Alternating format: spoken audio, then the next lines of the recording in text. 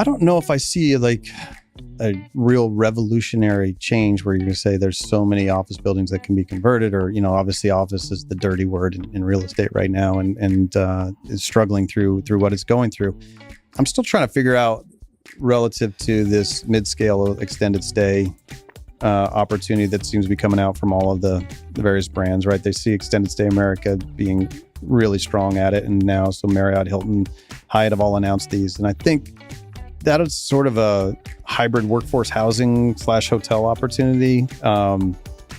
It might have the opportunity of getting overbuilt really quickly. So I'm not sure exactly how much space there is for it. I do think, you somebody who speaks really eloquently on it is Mitch Shaw from Noble, right? He has an idea that right now is a sort of a golden moment for that area. It fills a housing need to a certain extent for short-term housing, as well as can handle some transient. But if you get that length of stay, that business model is really powerful, and you're getting back to operating margins that are really pretty interesting.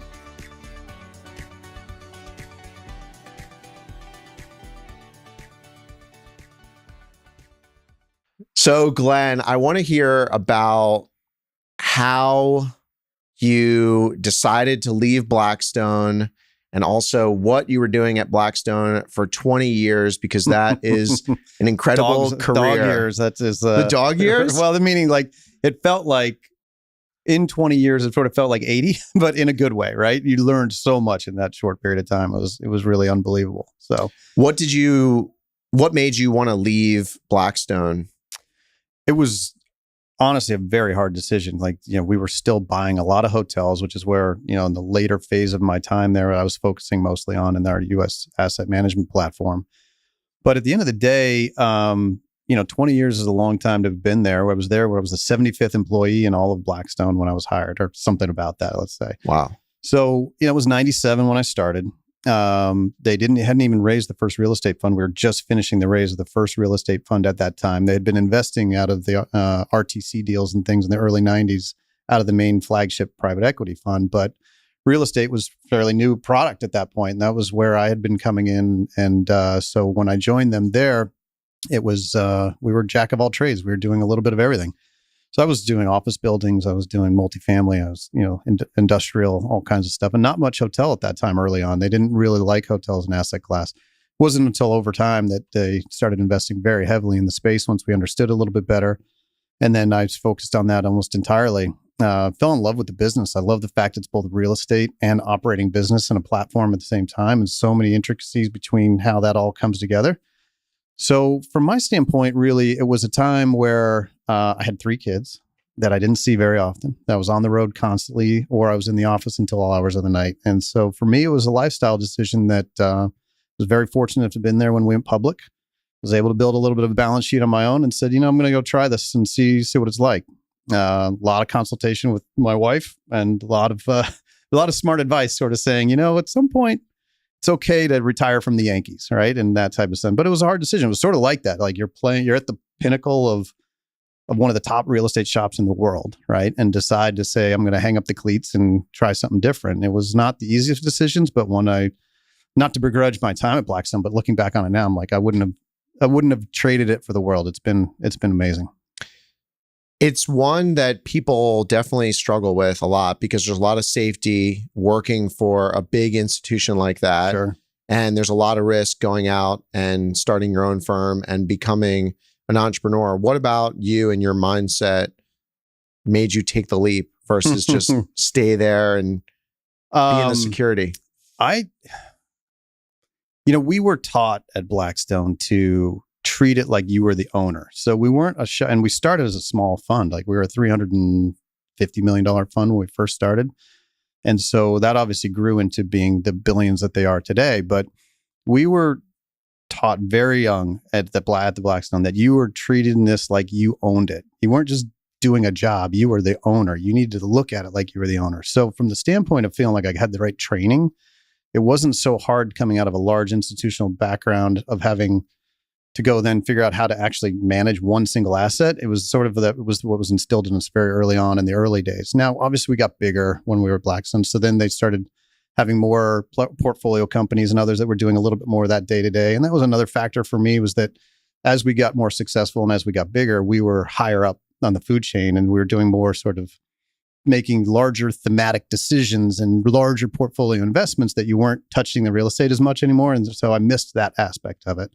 So I didn't know how to build a company necessarily, but I knew how to manage the assets and manage the real estate. So I was comfortable from that standpoint. What would surprise listeners the most about what you learned during your time at Blackstone?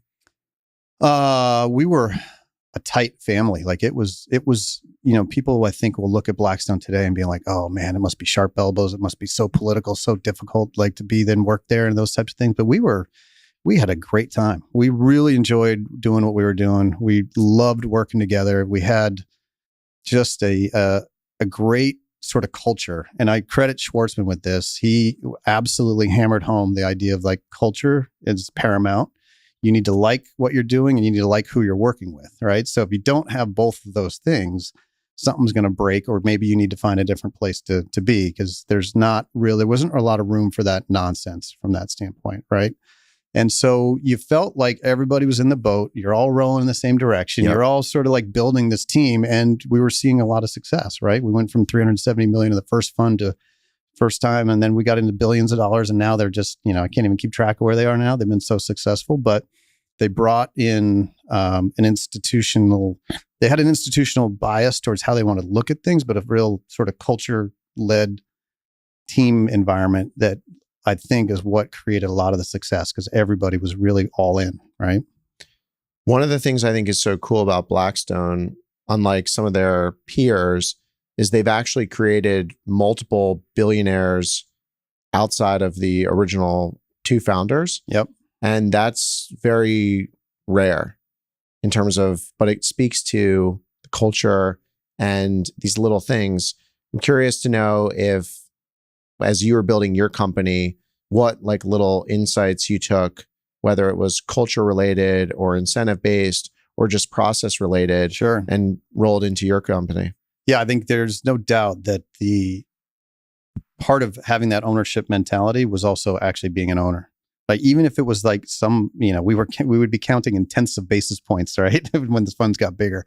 So you were talking about like percentages that were minuscule, but were meaningful, right? Yep. To the people that were working on it. And it was spread very, very widely, so that the whole floor sort of felt like they were all working on it. They all owned something like that. So when I was starting that, Opterra, I was very much focused on, I've been fortunate enough to be at a place where they believed in sort of sharing that potential upside, right?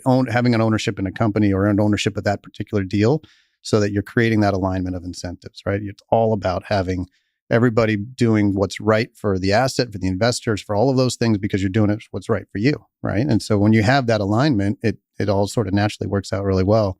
But I agree with you. I think Blackstone's been a special case from that standpoint, the way that Pete and Steve back in the very beginning sort of set up the business, and how they've then kept that going through multiple iterations of how they were, how they're going to grow that in so many different business lines, that they've then just created that same benefit to a lot of people.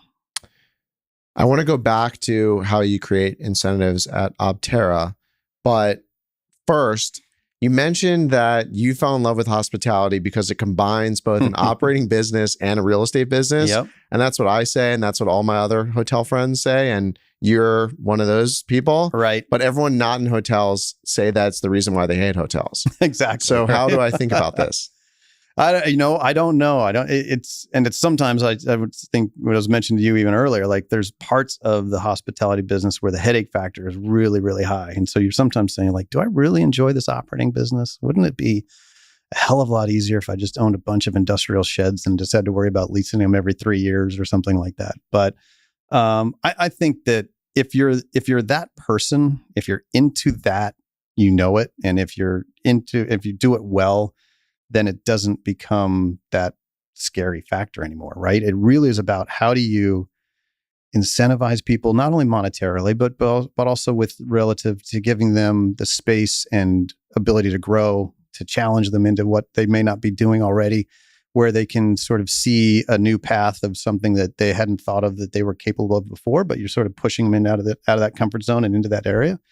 And, managing wide swaths of people, all the way from a general manager down to, lower line employees, and making sure that they know that they're appreciated for what they're doing, for understanding that their job is tough and underappreciated a lot of times. It's like all of that pieces of it are sort of that human element to real estate that you don't get in a lot of other asset classes, or many really. Right. It's why we love hotels. It is. But it also means there's a lot of bodies involved, and therefore there can be drama, right? So The start of new real estate cycles, I think, always bring the most opportunity for success. What did you learn over those 20 years at Blackstone that is really shaping your investment perspective right now? It goes back to, I think, and this, I'll credit John Gray with this, is that when you have a conviction and a theme, then go after it and go big if you can. If you have the ability, you need to go and really back up the truck when you see something coming, and you got to do something like that. So, early 2011, 12, when they didn't own a single select service hotel, that was really not anywhere we played. It was all full service or luxury resort, that type of stuff. And there was a sea change after having bought La Quinta and extended stay, to understanding that, wow, this business model is really powerful. We need to now go buy stuff that's Hilton, Marriott, Hyatt branded, but in the select service space. So there was a tear on that, but it wasn't just like a little drip. It was like 0 to 200 and something hotels in the span of 2 years, 2.5 years, something like that. So that same sort of conviction in what do you believe the theme is going to be? And for Opterra, and now with my partner in Charleston, Sanjay Patel, and the Montford Group, where we've been focused on, similar to you, the southeastern region. We saw that early in 2018, and obviously COVID supercharged that to a great extent. But the belief that coming out of COVID, it was a little tough, rocky when you're first starting, trying to get deal flow and things going. Yep. Then COVID hits, and you're like, whoa, screeching halt. But then coming out of it was like, now's the time. So we went from 0 to 13 hotels, and since sort of end of COVID, and we're developing a couple others now. So we're hitting that stride because we felt like that, and it's all in the southeastern region, and that's where we sort of feel like our prime area is. And so developing from Blackstone, saying if you've got a theme, go after it and go get it. That's what we've been doing. And does that theme only include limited service hotels, or is there also a full service component, lifestyle component? The Moxie's a little bit of a blurred line there. Moxie is definitely a blurred line, which we like because it's sort of a lifestyle hotel with a select service operating model, right? So it's a little bit of the best of both worlds if you mix it right. And we're obviously working on that, having just delivered our Moxie in Charleston back in April here of 2023. We're building another one in Charlotte now. So we've got a 208 room Moxie going up, coming out of the ground as we speak. And, if we could do more of those, we would. We would like it. I know you've got one going in St. Petersburg. So that's going to be a great one as well. So from our standpoint, we've got more, as I was saying, we've got a lot of things now in our pre-development pipeline and our development pipeline that are going to be more lifestyle. So we have a site in Charleston that's going to be a Thompson hotel.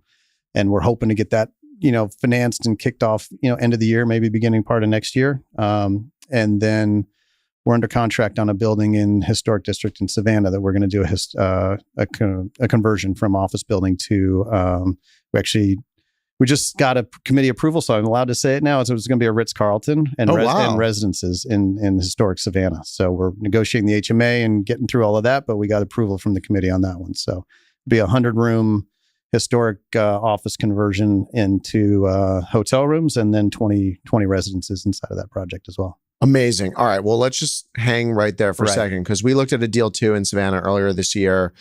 Unbelievable market, so much diverse demand, great airport, great industry, great tourism. When you're looking at that deal, how do you pick Ritz-Carlton, and how do you also make the evaluation to include residences in that? And then taking it one step further, are these, for sale residences totally separate from the hotel? Is there going to be a condo hotel component? How do you kind of evaluate all of that? So, it's one of these interesting deals where because it's an office building that has existing tenants, we were able to structure it such that we're not completing the acquisition of the actual building until, middle part of next year. So we've got all this time to do all of our pre-development and planning. So I'll tell you, we've got an idea of what we think it's going to be, but it's not perfectly formed yet, right? So we did a lot of work relative to What's the right size key count versus residences? It's definitely going to be branded residences to answer your question. So it will be Ritz-Carlton residences, and there will be opportunity if somebody wants to put it back into a rental pool that they can do so. It'll be designer led. Martin Brudinski out of London and New York office is doing our design. Home run. Yeah. So we're really excited. We just kicked off with them after NYU last week. So super excited to be working with them on that. And so there'll be, 3 design choices for the residences and those types of things. So it'll be pretty prescriptive and within the Ritz sort of framework.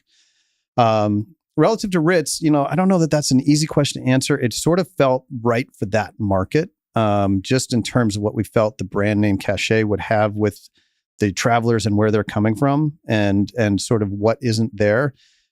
You're obviously trying to do an analysis of like, okay, how many Marriott rooms are in a market versus Hilton versus others. Perry Lane, JW. Exactly. Yeah. So, it was not an easy decision. We certainly, love our friends at Hilton too, when we were studying the Waldorf and whether that could work. But at the end of the day, it sort of felt like the building and everything spoke more Ritz than it did others.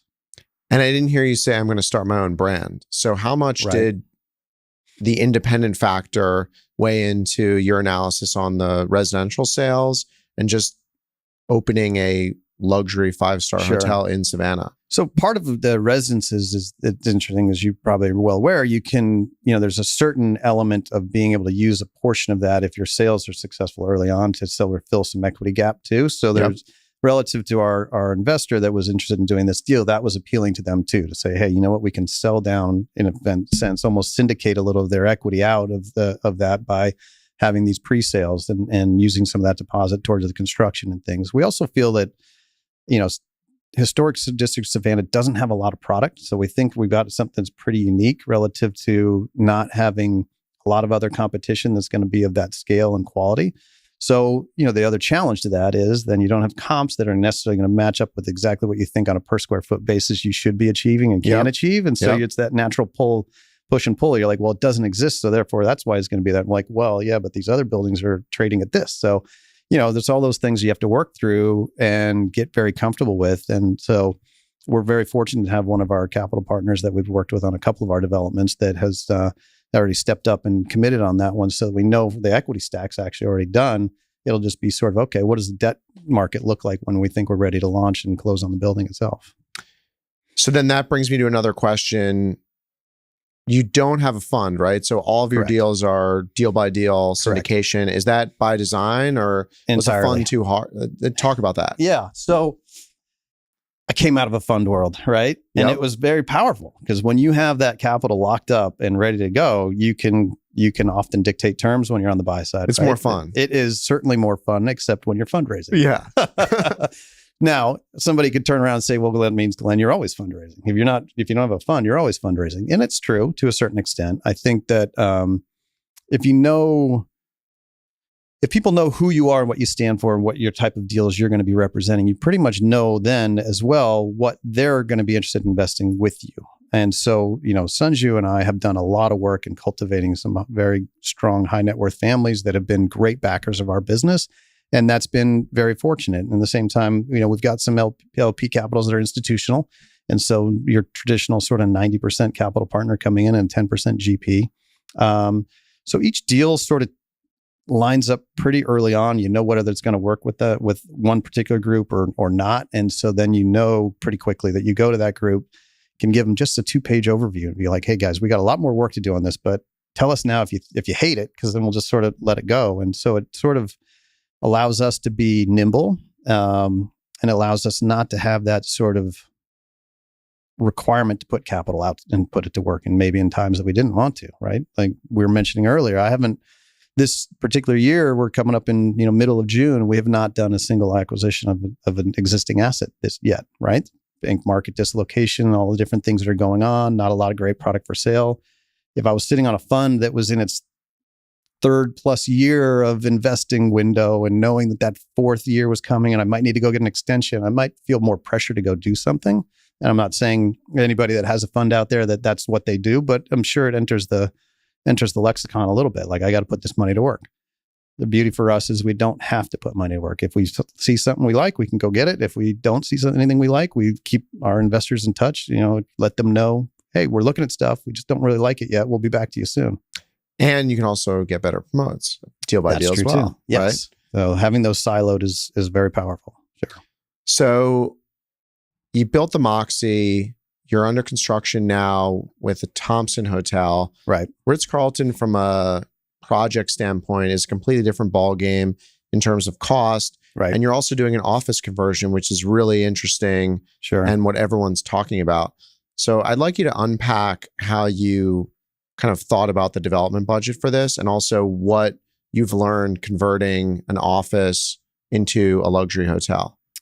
So still unpacking that, right? I think it's not only that, but it's also historic building. So we've got a lot to do, a lot of work that we have to do with the Historic Preservation Committee locally in Savannah, as well as the state and as well as federal. So, and that becomes a component of your capital stack a little bit too, that there's tax credits available for that type of work.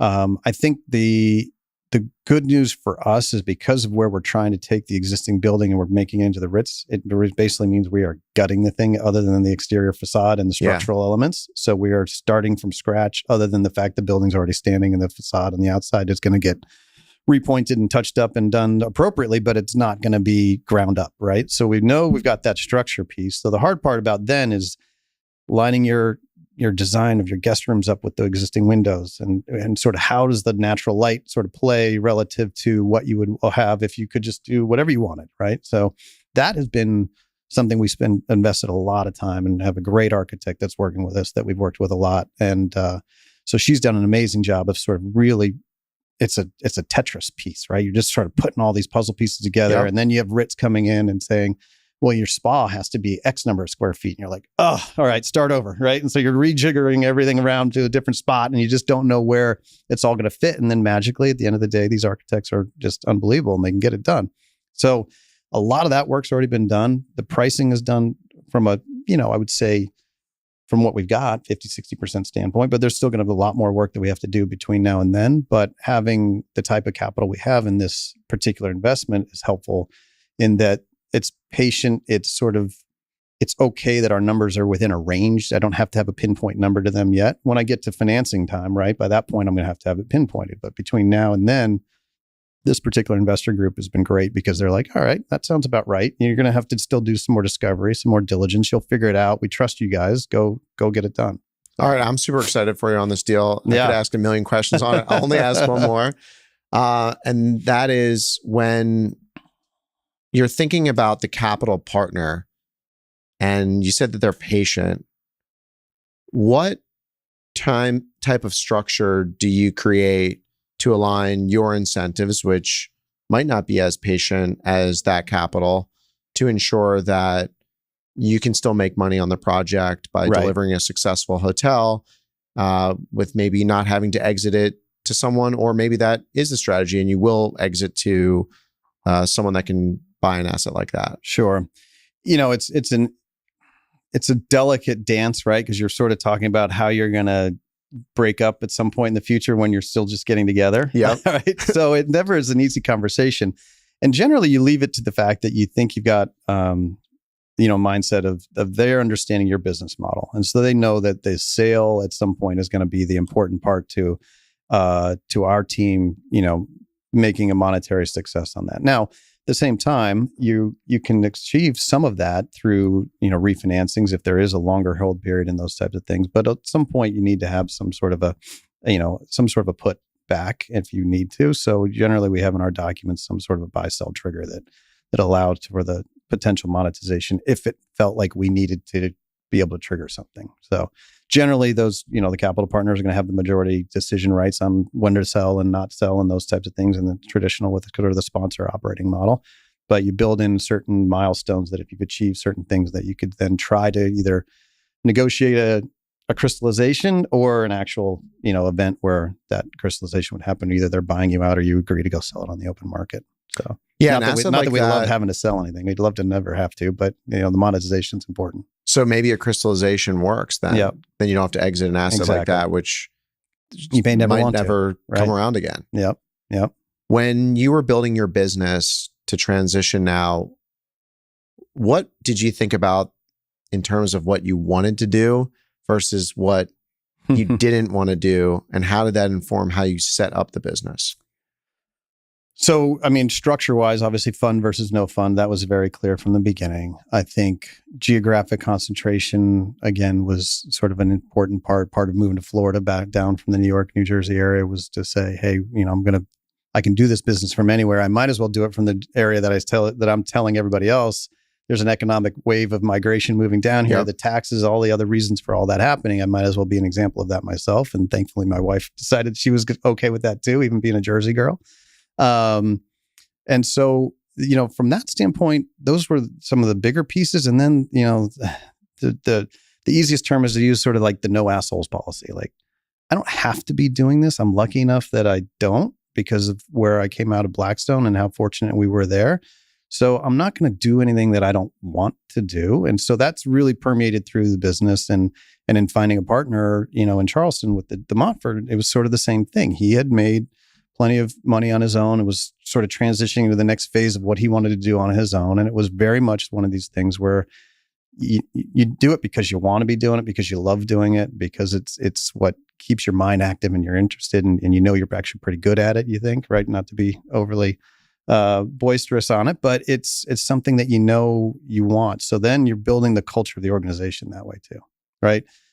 Others are coming in to work with you because they want to work with you, or them from a previous life, right? You're picking them off of a different company that you were working with before. An example I gave you before was Crystal England joining us from Canyon Partners after she decided to leave there and make a life change for her and her family moving to Aspen. And we're like, all right, you know what? Now we've got a new office in Aspen and Crystal's going to head that up. And so it's having the personalities and the decision and desire to work with people that you really want to work with, that you enjoy being around, and like then celebrating in those successes when they happen and working really hard next to each other because you like doing it. And those are the simple tenets, and they sound so simple, but it was really one of the most important pieces of, either A, picking a partner, or B, creating the business, right? It's just that was one of the most outstanding things. Like, I don't want to have to work with anyone I don't want to work with. And that will be sort of how we guide what we do. It's really cool. You spent like 2 seconds talking about the business strategy from a investment standpoint, and the rest talking about culture and how to build the company. And clearly that's at the forefront. So you said no assholes policy. I assume that means people you're working with, but also potential partners. You mentioned the gentleman in Charleston at the Montfort Group. Yeah. How do you pick a partner and how do you find a good partner? Because you've seen a lot at Blackstone. Sure. And, it's never easy because it's sort of like you're in this awkward corporate dating scene, right? To a certain extent, but you trust the people that you've developed relationships with over the past. So if somebody calls me and, I'll give credit to Brian Sparacino. He was one of my great friends at Interstate Hotels and Resorts when he was there. He's now got his own company, Rebel Hospitality in New York City. And I was doing the Melby with some partners here in Florida, in Melbourne. And I was telling him about it. And he's like, oh, that's great. And I'm like, I would love to figure out how to find somebody else that has a vision that I do, that like has a good ground game and can really get involved. And he's like, are you interested in Charleston? I said, oh my God, I would love Charleston. We couldn't get in there when I was at Blackstone. It was just a tough market to get into. That would be amazing. He's like, you got to meet this guy, Sanju Patel. I said, all right. And he's like, I'm just warning you, he's a little different than you. You're a little buttoned up and he's not at all. He is like, I said, all right, let's give it a shot. So, in late 2017, early 2018 was the first time we met. And, we hit it off really well. And he brings a whole different level of skill sets that I don't have. I'm coming from an institutional world and very financially driven. And while I love the people and the design and all of the pieces of the hotel piece, that's not exactly my forte, right? Whereas from him, he's been in the hotels, right? He's coming from that background of having been in there, developed things from the ground up, and been involved in design choices and vision and understanding the programming and all of that type of thing. So together, we were like this powerful force now because we've got both ends of the barbell that each of us are bringing different skill sets, not a lot of overlap. And the same thing with our individual teams, my team in Florida and his in Charleston, that they didn't have a lot of overlap. And by sort of pulling all that together, we was like, wow, we just created a real company here that everyone gets along really well. We try to get together as often as we can in person because that's important too. Yep. Often we use the conferences as an excuse to just sort of add on a day and like have our little mini retreats together while we're doing that. So we're together in New York having a great time. But it's really about finding people that you think have a similar goal and expectation in life, and how they treat people, how they treat their understanding of what the next 3 years, 5 years, 7 years, and while you can't always be sure what that's going to look like because deal flow can be sort of fickle, right? You want to make sure that if you go through a 6-month spell where you're not doing acquisitions, you don't have one party like sort of freaking out. They're like, we got to put money out. You want to make sure that you're all like, okay, that's fine. We got other stuff we're working on. Let's just keep going, stay calm, move on. We got plenty to do. So it really has been, an interesting thing. And as I was mentioning to you earlier, we're sort of bringing the two parties together more officially under this TMGOC banner now. So the Montford Group, Opterra Capital, and we've done, like I said, we've done like $500 million worth of acquisitions together thus far. And we've got a pretty big development pipeline that'll be a couple $100 million in and of itself if everything kicks off over the next 18 months, as we hope. So now the new platform is moving forward together. So you're not going to be doing your own side deals. He's not going to be doing his own side deals. You're really joining forces in a co-GP, co-sponsor. Correct. So in a sense, we're sort of saying we are one sponsor in a way. So it's like a merging of that. Like, and Crystal, when she joined, actually joined into TMGOC, and other folks that are joining into that TMGOC entity now, so that it's really just one sponsor. We just have 2 locations, or 3 now in Aspen. But so it's really, everyone says, oh, so you merged. I'm like, well, we didn't really merge, but we just sort of like, no, we're doing everything and we're just going to be moving forward this way. And as far as the outside world's concerned, we're one company, and it's working out fantastically. So you developed the Moxie together. Do you feel like that was a really important first step to see how each other performed on one deal fully, as opposed to having a first date and getting married? And on top of that we started that in earnest in like 19, and we were both putting, we were each writing checks on we did all the pre-development expenses ourselves. Wow. So we had that all ready to go, and we were literally about to hit the launch button for the construction financing, and COVID hits. So that's when you learn about people then, right? Because all of a sudden now we have a lot more capital invested in this dirt and plans that there's no chance of going anywhere for at least some period of time. And at that time you thought maybe never, right? And to be able to still get up each morning, get on a Zoom or talk to each other and just figure out what we're doing, or, be able to kind of keep that all going. Because at that point that we hadn't done any deals together yet. So this was the first one. It was going to be great. And then all of a sudden it wasn't, right? And so getting through that period of time, we also got to know each other that much more on just a human level, right? Because you're just going through stuff you've never seen before, right? It's for everybody. COVID had certain impacts on you as a person that you had never experienced and you didn't know how to react to, but you got to see how other people reacted to it. So you get a lot more comfortable knowing somebody that deeply now on a humanistic level that you did in other business frameworks. I wouldn't have been able to get to know them as well as I did just through going through that together. And so we were fortunate enough, we locked in the equity in November of 2020. We finally locked down the debt in November of 21.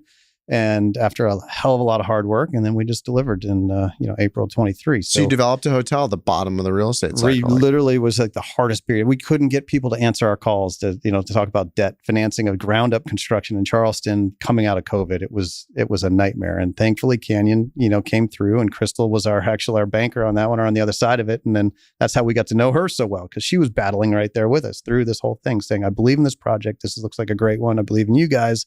We're going to get this done. Let's go get it done. So forged in the fire. Those are some of the best ones. Yeah, exactly.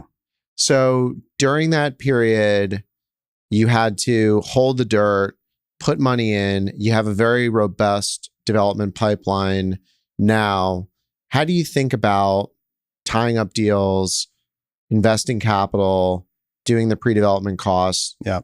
Do you buy the land first? Do you try and take an option on the land? Yeah. How do you manage that on your balance sheet and with your investors' capital? So, first deal out of the gate with the Moxie, there was no real opportunity to get somebody to say, hey, come in early and fund some pre-development expenses. Now that we've got more of a track record and more deals closed with certain folks and either others, new ones that we're talking to, we're able to negotiate. Number one, we're always going to try to push off buying the land if we can, right? If it makes economic sense, or if there's some way to structure that, you do as much of your pre-development before you actually have to close on the dirt or on the building in the Savannah example.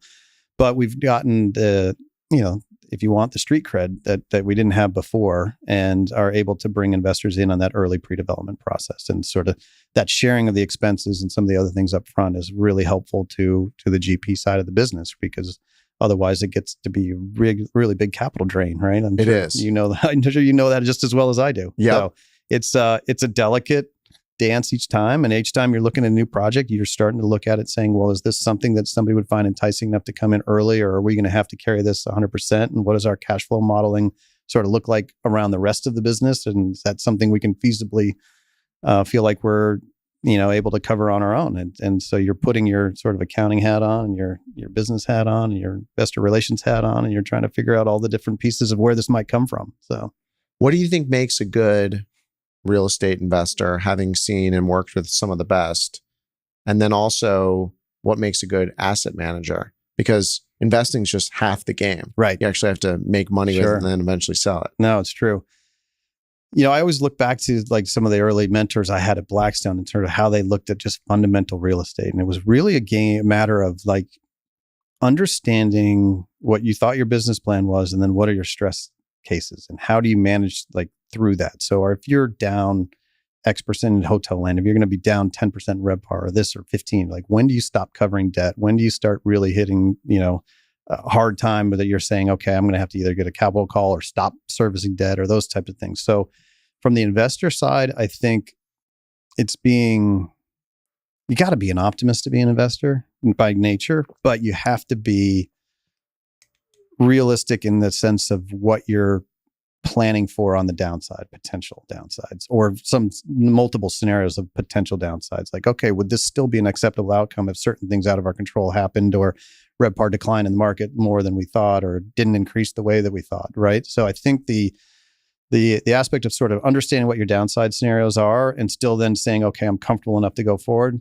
But it's dangerous that you can get so fixated on the downsides, right? And if you get too fixated on it, then you're not going to do deals, right? You're just going to talk yourself out of stuff that would otherwise be a really good deal. So there's got to be the optimism, and there's got to be the belief in the asset management side after you buy it, because you're speaking right to my heart, because that's what I did at Blackstone, right? I was on the asset management side. So I would work with the deal team.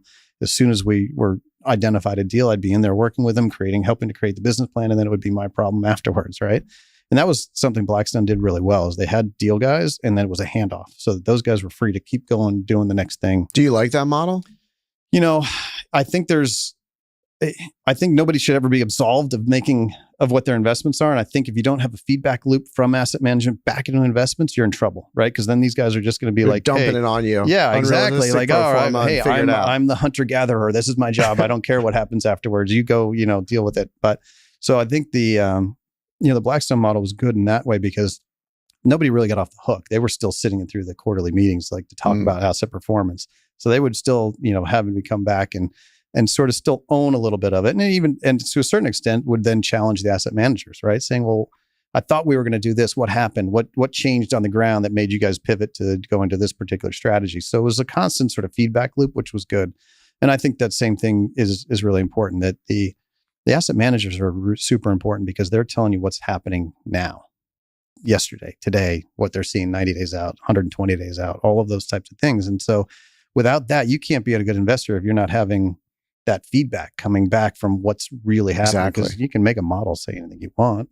So that's easy, right? I mean, we can put any RevPAR penetration we want to on there, but can you achieve it really? And to do so, what are the underlying steps that really need to happen? So we put a big emphasis on the asset management side. We're constantly trying to find new ways to invest in sort of technology to help us, because as you get bigger, right, you're multiple, dozens of assets now, and so you get a ton of information, but how do you make it all useful? So we're looking, we're working with a group called Hobie Solutions that sort of works on getting all of our stuff into a single platform. So we got different managers that are all reporting in different formats, right? This all brings it into MicroStrategy. I can just see it on my iPad. I can see across every one of mine. It doesn't matter which manager it is. I can see, or I can isolate 2 assets out of 13 instead of that. So we work closely with those guys to sort of help then say, okay, this is how we're informing our future investment strategy. It's like, this is what we're seeing on the ground. We've got great data. Let's use that data. And that was the other thing that was great about Blackstone. Probably the hardest thing to leave. not only the people, I miss a lot of folks that I work with, but boy, did you just get data dumped at your lap? Like it was just, everybody's calling you, everybody's dumping it in. So you had just incredible data. And now as a smaller guys, you gotta work hard to find it. You gotta dig, right? Yeah. You gotta call. You gotta either pay for it or you gotta call and Yeah. just like constantly be working the phones and doing all that stuff. So listen, it's the investment side is not separated at all from the asset management side. They're integral parts, and they got to work very closely together. So on this asset management platform that you're developing, what are the key metrics that you find yourself always wanting to look at monthly and quarterly? Because you don't manage any of your correct hotels, yeah, we're third-party managing on all of that. Yeah, got it. So from our standpoint, hyper focusing on cost per occupied room metrics across it. And because a lot of our portfolio is select service in relatively similar, positioning. So there shouldn't be, other than maybe certain geographic pay scales that should be slightly differently, there shouldn't be a lot of variance across a lot of that unless certain things are just not working well. So you can get certain key concerns out of the way pretty quick if you can be looking across your own data, as well as then there's a lot of great data out there now that, Stars collecting and Hotstats and others that they didn't have before, that you can sort of start also geographically aligning yourself with that type of thing. So obviously revenue is always the top of mind. Everyone's saying, oh, revenue, RevPAR, where are we? What's our index? How are we doing? And all of that. And that's always going to be there. But really, especially today with expenses growing so fast, that managing that level and making sure the manager knows you're focusing on that piece of it and that they're not going to get a free pass every time they keep sort of missing budget or their GOP flow sucks for some reason. For me, that area of focus is one where we want to constantly concentrate, because that's just lost dollars. You're working really hard. You're bringing in these great Southeastern top line gains right now. And if you're not bringing it down to the bottom level, you're working for nothing. Right. And do you have all different managers, or are you using one manager now? So we've got Ambridge in quite a few of ours, and they've been good partners. A lot of the old Interstate guys and even Ambridge guys were close friends when I was at Blackstone. So we were able to work with them as great partners to help us leverage our size and scale, because they have that, right? And so, we do get a lot of data coming out of Ambridge. But we're constantly talking to other managers too. And sometimes deal flow can come that way too, and those types of things. So we're not married to any one particular one, but we've been very, very closely aligned with Ambridge thus far. And what is something that one of those managers, whether it's Ambridge or someone else that you've seen or you've spoken to, that you think they do, something that you think they do incredibly well that you find very valuable as an asset manager? I never like to tell my managers they're doing a great job, because then, well, you don't tell me which one. Exactly. If it's only Ambridge, then don't answer the question. I have another question about that. Okay. So every kind of emerging third-party manager that I speak to, I think a part of their pitch includes Ambridge. Ambridge is too big. The anti-Ambridge. Anti-Ambridge. Yeah, right. Every single manager except Ambridge is anti-Ambridge. Right. You've had a good relationship with Ambridge, so I don't want this to be a pitch or a knock against Ambridge, but clearly at their scale, they've been able to achieve success and find success. What are these other people trying to unlock that is founded or unfounded based on your experience dealing with a variety of managers? Yeah, and I'm sure you found this in your experience, that the management company is as good as the either GM or AGM or director of sales that you've got in the box a lot of times, right? There's going to be systems and, purchasing power and like all of the things that they'll tell you they can do great. And generally they can, but if you lose that great GM and it takes a while to replace them, you're going to see that instantaneously. And it doesn't matter if it's a small outfit or an Ambridge, it hurts, right? So from our standpoint, we're very focused on trying to make sure we are, in touch with our GMs too, not obviously crossing any lines, but they're part of our team as much as they're part of Ambridge's team or anybody else's team in our sense, right? You're like, you're in our hotel, you're welcoming our guests, you are a critical part of our team. And how do we make sure you're getting what you need, right? And a lot of times that's like, hey, I need CapEx, right? It's like our elevator's doing this or that. And so wherever we can like write a check to help solve a problem, we're making sure we're all over that when we can. But it's, I would tell you, Ambridge has got scale, but that also helps if you do lose that person, that there's depth. And so a lot of times where the smaller management groups might have trouble is they don't have a bench where they can just quickly replace somebody. Now, maybe that's not going to be the permanent person, but it's not as if you're missing somebody that's experienced, and they might be task force and they're only going to be there for X number of months, but they're task force, they're experienced, and they can at least hopefully be minding the store while you're filling in that other one.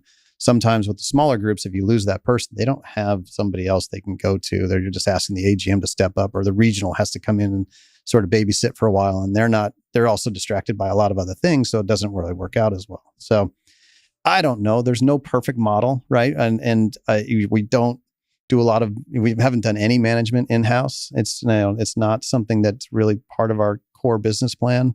But never say never. Who knows? So when you're setting up Opterra, you clearly have a smaller balance sheet, smaller free cash flow than Blackstone. How do you think about creating the investment side of the business, the acquisition side, and the asset management side? And I'll dovetail that with, you're a smaller entrepreneurial company now. Right. So are there things and processes that you tried to institute that you're like, wait a second, this is ridiculous. Like, I don't need a standing weekly pipeline meeting because I talk to this guy every day. Right.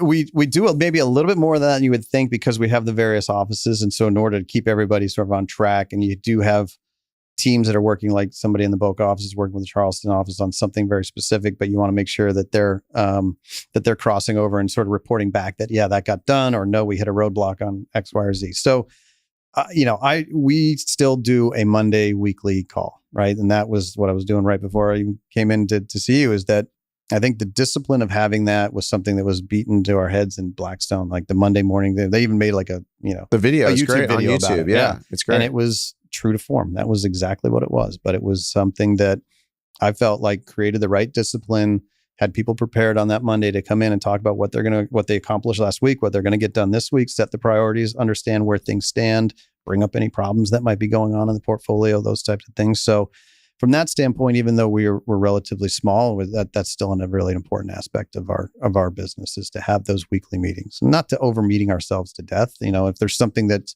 critical and very specific, you set that up separately with whomever needs to be on it, not the whole group. But getting the whole group on the thing and having the first 5 minutes sort of chit-chatting about the weekend and who golfed this or did whatever, it's fun. It's sort of connecting in a way. The challenge there is making it relevant and not just sort of like, okay, going down the list, boring, everybody's snoozing and turning their screen off and not paying attention, right? But we started doing that pre-COVID. I had a lot of cultural problems in my own business that we really had to work on fixing. And now our team and the culture is night and day from pre-COVID. And one of the key points was this Monday morning, we call it Monday morning coffee. Yeah. And it's also, the first part of it is a little bit kind of camaraderie, team building. What did everyone do on the weekend? What's going on? Need to know for a bigger group. Sometimes views from the top, views from others. But then we have a smaller breakout meeting after, where we kind of go around the horn, just like you're saying, and talk about more specific things. Can you unpack for me a little bit more about what your Monday afternoon meeting looks like? Well, I think we break it into sort of what's under review and under diligence, and sort of like, what are we tracking against? So, we'll have our acquisitions associates sort of going through, okay, here's the status of this one. The call for offers is coming up middle of next week. I talked to the broker, or he may have gone and toured the asset and is given a report back on, whether or not our CapEx estimate was right or not, or those types of things. So we're getting into each of that sort of detail and talking about the potential pipeline of deals. And then we move into the development side of it, because we do have, a couple of pre-development things that are then like, okay, what are the next major steps? Who do we need to get in front of? Do we have a historic review commission meeting coming up in 2 weeks? How are we doing and progressing against that? And then within that, we move into sort of an asset management of the existing things, staying a little more high level. If there's problems or something, we got to go deal with separately. Is there a dashboard you look at on the asset management standpoint? So we have a standard dashboard. We actually use Asana, which is a third party app that we built our own sort of customized dashboard that we keep everything tracked, and so it keeps everybody with assignments inside of that, and they're sort of checking off against that when they complete things, and keeps the people honest relative to how that works. I like that. It's it's a tool, right? Everyone's got to sort of know what they're supposed to be doing, but it's at least a tool to keep everybody accountable from that standpoint. So there's other ones that are out there that I've heard of, but none that I've heard anybody championing, saying, "Oh, this is perfect for the real estate industry." Asana, I think, is really good for project management for other groups like advertising or marketing campaigns and all that. We just happen to use it for our pipeline calls. So we've been trying to use a platform called Trello, which is similar to Asana. And I've liked it. It's just getting into the habit, getting into the ritual takes a lot from the person that wants to institute it. Sure. It takes full buy-in, but you also have to bridge that fine line between over-optimizing. Don't let the system overtake the process. Right? Exactly. Exactly. It's never easy. You'd love, I always say, it's like, God, I'd love if we're going to be a Microsoft shop, then I'd love the teams had a little bit more. And I'm sure there's aspects. I've challenged some team members, like, Microsoft's got to have an answer to this, right? Like, go figure out how we can just keep it all within the same cohesive universe, right? Yes. Yeah, you would love to keep it in the bundle, because nothing ever really collaborates as well outside of the bundle as it should. But I don't know. I'm probably just too old to know how to use it all anymore. So it's changing fast. Yeah, no doubt. What from a fundamental level, what does your acquisitions process look like? You haven't done an acquisition in a couple months. You have some development deals in the pipeline, but do you follow like a pretty standard process, whether a deal's off market or on market, as to how it comes through Opterra? Yeah, I think it doesn't really depend on how it comes in. It really is then the same process, in the sense that we've got, modeling is always an important aspect. It can't be the only aspect, but it sort of gives you what we call the pencil model, right? It's like a sort of I used to call it a dummy model, and people told me I shouldn't use that anymore. Like, I think it's okay. Yeah. I mean, it's like, we call it a Sharpie model. I had like the most simplistic, like, 2-page Excel, 2-tab Excel workbook that I used early on before the team got bigger, that I would be like, all right, this doesn't really work for us, So now we call it the pencil model. It's definitely got a lot more features than it used to have, but it just does the deal pencil. It's that simple, right? It's like, okay, even if you do nothing more than just take, very simplistic, either growth or expense growth or revenue growth assumptions, lay out what that is and what is it going to come out, or what do you have to believe on the exit to make this thing work at these levels? What sort of debt scenarios? If you put all of that in, it sort of spits something out that's like, all right, this is worth building the full model, or let's dig in more and figure out whether it's worth doing that. So there's the screening test, I guess you would say. And it's screened not only just from financial metrics, but just sort of market. Is there a ton of new supply coming in? Do we think the demand patterns are going to hold up, or is that abating already in certain places? And or are there other challenges to the investment that we just don't want to take on, whether it's, adjacent land or adjacent, some other use that, isn't core to what we want to do, or those types of things. So, it really comes down to these meetings and kind of trying to say, we've got limited resources because we're a smaller shop. Right. So we have to filter quickly and kill what doesn't work. And because if you could spend hours talking about it, and you just know in the back of your mind, this is not our deal. This is not going to work. I'm never doing this. When do you go see Move it on? It's a good question. I don't know. I have a hard and fast rule for it. That's a little bit more gut. And the nice part is we're a little bit dispersed, so different people can get to different markets pretty quick. So, in the beauty of the concentration geographically is you can get to stuff pretty easily. I always like, somebody has to see it though.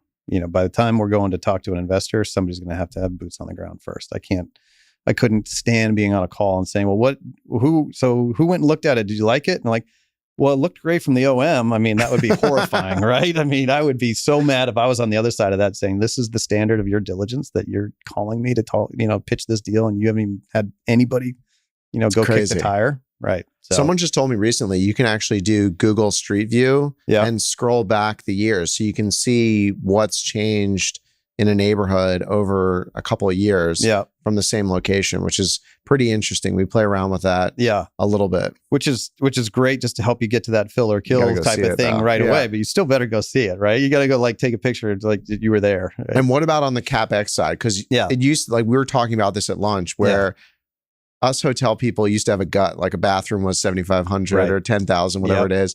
And now it's completely different. How do you think about CapEx in these value add projects during Yeah. due diligence? So it was a little harder before we had a number of deals in the shop. Now you've got real-time pricing that we're going through, right? So of the renovations we're going in, we know, hey, we used 13.5 for the bathroom and it's actually coming out 14.5 now. It's insane as that is. Like, okay, we need to make sure we're, we can't just complain about it. We have to update the model. You got to update the next one to figure it out. You're not going to, or, you don't make sure that there wasn't something very specific in that hotel that was causing that to come in a little bit higher. But, so the best data you've got is your own. And then, the other aspect of it from our team is that great industry contacts. So, call Jake. What is it costing him to do this? Who's he using? Like what contractor is he using? Who does he like? Those types of things. Like, so one thing I love about this industry as well is that, you and I could be on the opposite end of a deal sometime, right? Or both competing for the same one, but we'll sit here and talk about it. Like, like we were at lunch. Like, oh, did you look at that deal? Yeah, I looked at that one. I didn't work for us, but I'm glad, So this business is great that way. I mean, I think generally people are happy to share their thoughts about something. Yes. You may not always want to hear it because you may be like, oh, I'm hard on this deal. I'm like, oh, dude, you're overpaying so much for that. Like, there's nothing worse you could hear from somebody. But you need to have the the friends that'll tell you that. Yeah, you do. You absolutely do. One of the things that I learned from one of our partners that they do on every single deal is they call people that they know in the market and get kind of like fact checks, and they write it into their deal memo. Spoke to Glenn. He said, Charleston's a great market. We're on the worst street, and have that inside information. Sure. Some of our other partners, though, have a mentality on the bigger institutional side where they've trained their people to be incredibly guarded. Yes. Even if we're going to joint venture on a deal, they sometimes won't even share their own underwriting. Yeah. I'm like, dude, we're partners. Like, you need to send me your model. Exactly. How do you think about that? And it seems like you're more abundance. We're more mindset. on the transparent side. I mean, you obviously have to be a little careful if you're in some form of competitive process because you don't know who else you might be either competing against or that has an ulterior motive for telling you something that you don't want to hear about it. Right. But again, as the optimist, I generally want to believe that people are rooting for you, that they have your best interest. And look, you've got trusted sources you're going to go to that can hopefully be either independent too. So whether it's somebody in the brokerage world that's not working on that particular deal, but they worked on 3 others and they know that market inside and out and those types of things where you can trust even if they said the same thing to somebody else, they're not going to tell you that you're working on it, Jake, or Jake, not going to tell Jake that I'm working on it, those types of things. So it's a relationship business in so many different ways, whether it's in the lender community or the brokerage community, the sales community, the brands, the managers, like all of those things. There's so many touch points where, it's why I tell my team, like, even if you're upset with somebody about something that might have happened, it's not worth like losing your mind over it and like torching a relationship type of thing, because you don't know when and where that might come back. Right. And so it's one of these things where you just got to keep a level head about it, and you got to work through what you can. And so to me, the relationship aspect of this business is the best part. So keep it, something that I think John Gray had said is like, there's no upside to making enemies. You can be fierce competitors, but you don't have to be an enemy at the end of the day. Right. So compete fairly, compete fiercely, but at the end of the day, shake each other's hands and go from there. It is really cool. I remember a story when you had owned Pier 66 here in Fort Lauderdale with Blackstone. I lived adjacent. I had probably just started my company. Maybe this was like, I don't know, 2013, 14, something like that. And I emailed John Gray directly and I asked him about Pier 66. I said like, hey, if you guys are ever interested in selling, I think this is a tremendous asset. I'd love to buy it. And he responded within 20 minutes. And I thought that was like the coolest thing. Yeah. That someone at that level is responding and so in tune with their portfolio. And that always had an impact on me, is just how I think about people and relationships and talking about deals in our community.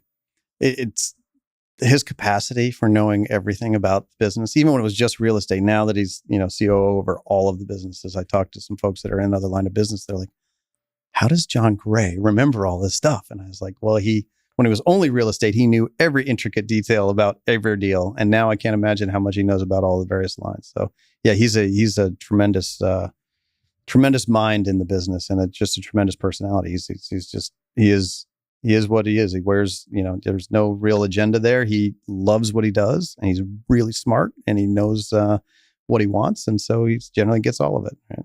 So. I want to transition to kind of a little bit of the strategy side in the future. Yeah. I'm curious to know if you think there's a blank space in hospitality investing right now, whether it's development or some value add conversion or a combination thereof, where a lot of people are not focusing on it. Maybe some people are missing it. Maybe institutions haven't gotten in. Is there anything that comes to mind where you think is just kind of tremendous seed stage opportunity right now? I don't know if I see like a real revolutionary change where you're going to say there's so many office buildings that can be converted, or, obviously office is the dirty word in real estate right now, and is struggling through what it's going through. Where I think, I'm still trying to figure out relative to this mid-scale extended stay opportunity that seems to be coming out from all of the various brands, right? They see Extended Stay America being really strong at it. And now, so Marriott, Hilton, Hyatt have all announced these. And I think that is sort of a hybrid workforce housing / hotel opportunity. It might have the opportunity of getting overbuilt really quickly. So I'm not sure exactly how much space there is for it. I do think, you somebody who speaks really eloquently on is Mitch Shaw from Noble, right? He has an idea that right now is a sort of a golden moment for that area. It fills a housing need to a certain extent for short-term housing, as well as can handle some transient. But if you get that length of stay, that business model is really powerful, and you're getting back to, operating margins that are really pretty interesting. So it's not revolutionary by any stretch, but I do think that the brand sort of opening this new category that wasn't there before is going to open a lot of, regional development opportunity, I think. And so we're exploring whether or not that isn't an area we want to try to go in fairly heavily programmatically, heavily meaning, 5, 10, 15, perhaps over the next three something years, with some sort of a partner that said, we like that space, build it, and let's figure out a way to monetize throughout and or build a portfolio that could ultimately be monetized at the end. So that's one that we're ultimately, working on right now. I think the advent of sort of technology, and this will be more in the box as opposed to, outside the box, the advent of, and it's been talked about for years, so I don't know when it might actually fully be implemented, but there's a lot more that I think the cost can get taken out of the box through the use of, types of technology, and the customers getting more and more trained to digital keys, and there are certain things that they want to avoid, right? The check-in desk experience isn't necessarily a warm welcome every time. It's somewhat of a, droned, like waiting, and can be a dissatisfier as opposed to a satisfier. So I think hotels want to try to change that aspect into how do we do the warm welcome, get the nonsense out of the way quickly, like of the room keys and the billing and all of that stuff, and just focus on like, thanks for coming. What can we do for you? Do you want a drink? Do you want this? Right. That type of thing. And then whether or not there's more opportunities to figure out how that you can take costs out of the box relative to just either cleaning or hallways and, robots and all the stuff that's coming. I don't know well enough where that is or where that goes. But, I think that at the end of the day, it's still real estate. So there's still a certain aspect of it that is, hard to be super innovative in this space. Now, I could just be wrong and I'm not seeing it yet. But so if anybody out there listening has great ideas, give us a call. We'll happily listen. Well, I mean, I tend to agree with you. Mitch Shaw actually came out and said something recently on this mid-scale extended stay product. And I'm pretty active on Twitter, and a lot of people reach out to me and they're telling me that in some cases, these are people that want to break into the hospitality business. They see maybe multi is a bit too crowded, and, Airbnbs aren't providing them the scale. They're like buying extended stay America product, deflagging it and running it as like you and I would call it like a motel, like a mom and pop, like selling rooms by the week. And it's exactly what you said. It's like workforce housing effectively for people maybe that are doing a project or a construction job in the area, but it's another way for other entrants to break into the hospitality business. That I think is way more interesting than some of these non-real estate hospitality and businesses that are leasing spaces like Sonder Right. or whatever it is, Vacasa, like some of these other ones where, maybe they're just furnished apartments, but they don't own the real estate Right. and they're stripping all the services away. So Yeah. what are they? It's a tough model. That sort of operating lease model, right? I'm sure they would love to just be a pure manager so they could just charge off the fee and then the owner, has all the risk, right? Yeah. But, yeah, I agree with you. I don't know where that particular space goes. This, I think, as you've seen housing prices in a lot of areas of the country get more expensive, mortgage rates are super high. I think there's this, if you want to call it that gold moment for that need of that space in the hotel, I would tend to agree that there's probably a good opportunity there.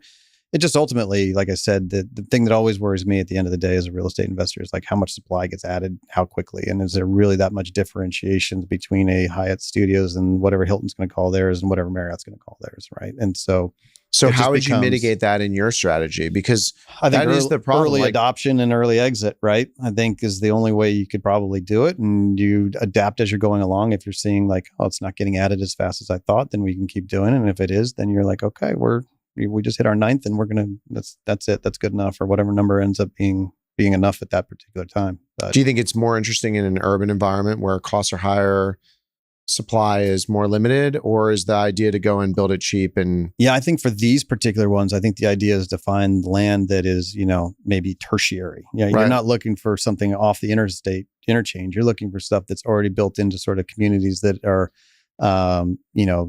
garden level apartments, class B, class C type stuff. And, there's unfortunately an element of population out there that can't afford security deposits and down payments and things. And this offers a form of housing for some period of time that would be there. And you need that for that business model. You need that length of stay, right? If you're changing the sheets every night because people are checking in, checking out one night stays, it's not going to work in that particular box because you're trying to keep your FTE count down, whether 6 or 8 in the whole box, right? So it's really about thinking more like a multifamily operator mindset than it is a hotel operator mindset, because you're trying to get that length of stay component piece to be a much larger component than your short stay stuff. Right. And you price it accordingly as well, right? So no services, once a week, sort of light touch housekeeping, like that type of stuff, is the only way that's going to work. So what happened, let me ask it this way. What about what transpired over the past 3 years is informing your decisions for the next 5 years? And what are you seeing your investing strategy point to? Well, outside of interest rates? You could talk about interest rates. Right? I mean, how could because you're going to have to navigate that too. I mean, right. Are interest rates actually changing your investment strategy in terms of what assets, what asset classes, what markets that you're focusing on? Or are you thinking that everyone has to deal with it? I'm smart, I'm just going to figure it out. What it's made is the assumptions on where are hotel exit cap rates for certain elements now, and where might they still go to if they're going to sort of expand still. So it's really, you can model the buy, what you're going to be paying, whether you're going to fix that or figure out a way to sort of mitigate near term further increases in rates or not.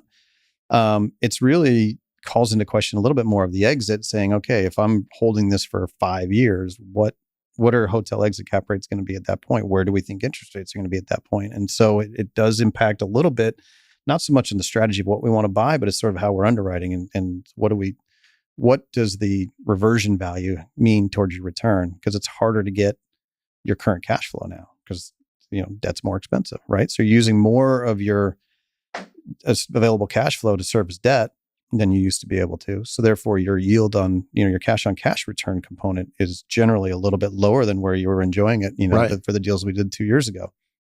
So because of that, you have to be a lot more careful on what you're believing on the exit. Now, because it's not a problem that you're going to have today. It's a problem you're going to have 4 years or 5 years from now when you're saying, okay, we're going to go try to exit. And like, oh, well, you know what we thought was an 8 cap are now 9.25 caps. Like, if that's what you believe, it makes it a lot harder. So it's investing in what we're still trying to focus on is saying, okay, we need to be in product that we think is durable from a cap rate perspective and in markets that we think are going to be durable from that standpoint. So again, Southeastern generally, but then very specifically, like markets like Charleston, like Savannah, like those that we think are going to be constantly having barriers to entry and harder to get into, are going to hold those cap rates for the exit value that is going to come later because it's more expensive to get there now.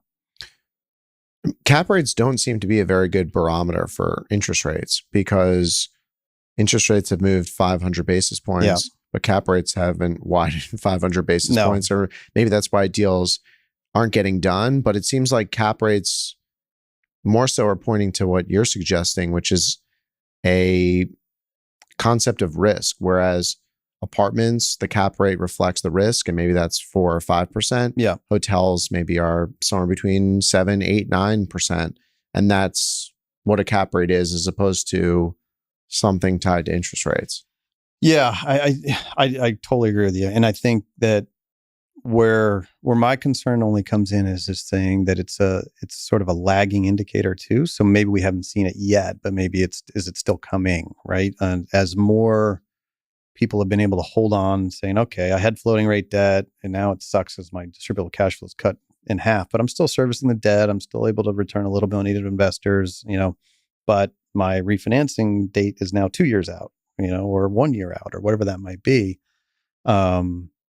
As and when we might start seeing some of that forced sale, or, they're not going to be able to get that extension on the loan or anything like that, there might be that natural force that pushes cap rates up a little bit. I agree with you. I don't see it yet. Especially, forget San Francisco or Chicago, or the areas where you just don't know where to price anything right now. You're not buying anything in San Francisco right now, are you? No, that crosses that bright red line across California that What about Chicago? That seems to be like not on the other side of the red line. But no, it's not. Still it's pretty scary. It's enticing because it seems like, hey, there's going to be opportunity and there's a lot of distress there. Just you just don't know when's the right entry point. And there's still certain systemic issues relative to, downtown perceived safety, relative to taxes in Illinois that are very expensive. Real estate also taxes. Cold and windy. Cold and windy, right? So who wants to go there on an asset visit when we're living in paradise down here, right? Yeah. So yeah, I think we haven't really focused on Chicago much, and don't plan to. I don't think in the near future, but there will be people that are going to, look at any time when it gets really dark. That's when people are going to go in with some capital and make some good buys that over time are going to prove them right. There's just still, I think, some structural headwinds in some of these markets, whether it's, union labor that costs that much more, or other, issues where it's that much harder to drop money to the bottom line for the owner, that the risk return is just not there yet. I want to end on selling. And you led this at your time at Blackstone, so I assume you're really good at it. 2 things. How do you know when to sell, and how do people think about that? Is it only time tied to kind of fun life and what you told your investors? Or is there maybe something more technical outside of the obvious? And then also, I don't know if they were doing this at Blackstone when you were there, but Blackstone had this concept where you, you go hard right at the beginning. Mm-hmm. You don't do due diligence and then you go hard. You just go hard right at the beginning and then weed out all these people. Right. So is that your concept that you created?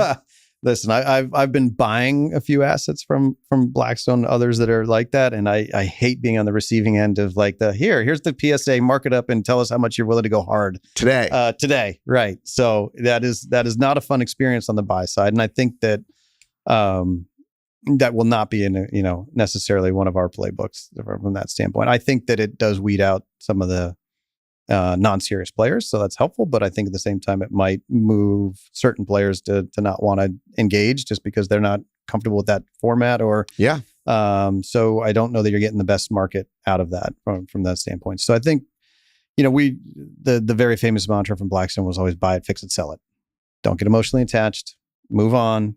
Do what's supposed to get done, and then sell. I think from a sponsor operating platform where we are, is that it's still very much similar to that it's just that we might have a little bit more patient capital on our side now that is saying, we're enjoying these cash on cash returns. Yep. And the cash flow is exactly what we want. And by the way, if you give me this money back, I got to go figure out something else to do with it, and I'm not sure I really want that today. So it's a little different from that standpoint. We're working more with investors that have visibility into our business, we're happy to give that to them. We're very transparent, and they provide great advice. They're very smart in and of themselves, just from different industries. So it's almost as if I've got, this great board of directors that from that standpoint, where we reach out to them, every couple of months, just say, here's what's going on. Here's what we're thinking. Maybe it's time to take some money off the table in this particular asset. Okay, great. Why don't you go give it a shot, see what happens, those types of things. So it's very much, I think, led by, what market are you in? Do you feel like you finished everything that you can finish, and that it's time for somebody else to take on the next piece of it? We're certainly, been more in ramp up investment phase, right? So from 21 till today, we've been in net acquiring mode, and we did sell one asset that was a great sale in Melbourne, Florida. It was a ground up development that it was driven a little bit by our capital partner saying, guys, this is going so well. The market at this time in early 22 was really like hot. The peak of the market. I mean, we hit the timing really, really well, no doubt. So, credit a little bit to them for asking the question, like, should we consider it? We sort of felt it was a little early, but people were willing to look through it and price to the future earning potential. And so when that happened, and we had great brokers working on it for us, and our team at CBRE out of Miami, and they did a great job. We would have loved to have figured out a way to stay in that deal, unfortunately, but you never cry over a good print on a profit from track record's important. Track record's important, no doubt. So there's no magic formula for us. I think from the standpoint, it's really about, when do you feel that there's the right time to maybe take some of the chips off the table? Even if you're maybe leaving some additional upside up there, you need to have some of that for the next buyer to be able to sell their business plan to their investor set or whoever it might be.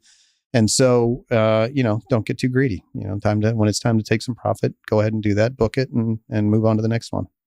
All right. I promise. Last question, and then I'm going to go into the final question, but related to the sale. Did you find, based on your experience, your career, that it's best to do a renovation or some CapEx program right before you sell it?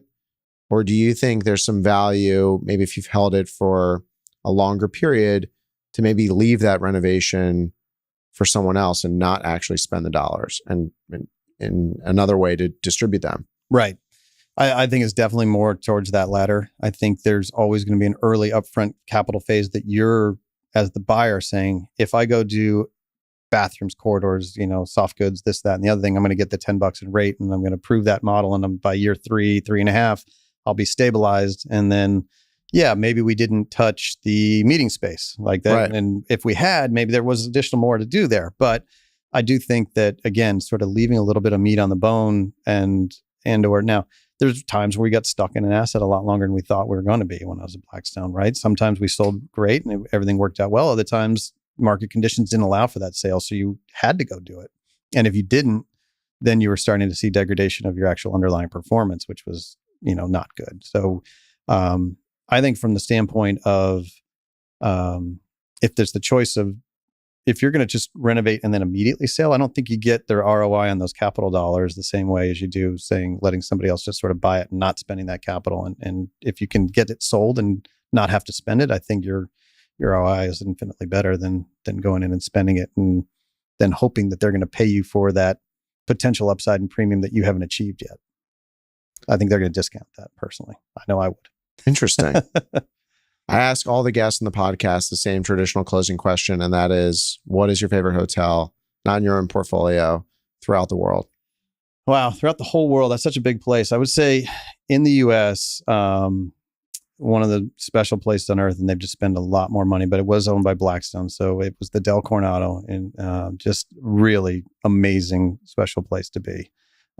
So, we had great family vacation there right after I left Blackstone. So for me, it was also a special, relief. It was a relief. We went to Colorado, visited my family, and then we went to Hawaii. And then on the way back, we hit California. And it was just one of these things where I couldn't believe that, how few emails I was getting. I was sort of going through PTSD, but at the same time, the Dell was just amazing. So Blackstone just put a significant amount of money in it. One of my colleagues actually just went and came back from there and was raving about what a great job they did. So, and they just refied it, I think, as well. I believe they did. Yeah. Well, they built, a whole nother set of residences and things there, long range business plan for them. And they apparently did a great job. So now I've got an excuse to go back and you got to go back because I haven't seen it. 100%. So, yeah. So that one carries a special place in the heart. So Amazing. This was a lot of fun. Thanks for having Hopefully we can do a deal together. Exactly. If not, we can watch each other grow and succeed. I'm really happy for everything you've built, and it's been awesome getting to know you. Yeah, you too, Jake. Thanks for coming on the pod. Appreciate it.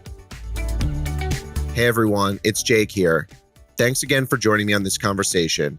Be sure to subscribe on Apple Podcast, Spotify, or YouTube. Lastly, don't forget to follow me on Twitter at jwurzak. I'll see you in the next episode. Jake Wurzak is the founder and CEO of Dove Hill Capital Management. All opinions expressed by Jake and his guests are solely their own and do not reflect the opinions of Dove Hill Capital Management. This podcast is for informational purposes only and does not reflect or represent real estate, financial, or investment advice.